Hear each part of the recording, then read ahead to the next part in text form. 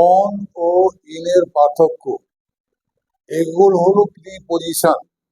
কিন্তু তার আগে বলি, গ্রামারে প্রিপজিশনের আছে এক বড় স্থান। ব্যক্তি বস্তু কোথায় আছে বুঝিয়ে দেয় তার অবস্থান। প্রিপজিশনের ব্যবহার সবারই শেখা দরকার।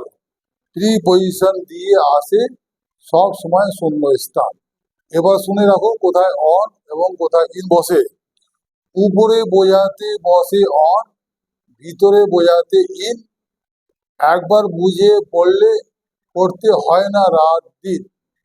যেমন উদাহরণটা বলছি, হ্যাঁ, a bird is sitting on the tree, a parrot is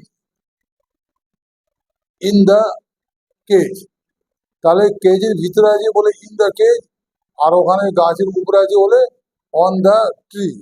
আর একটা এক্সাম্পল বলছি, I am sitting on the chair আর they are sitting in the room.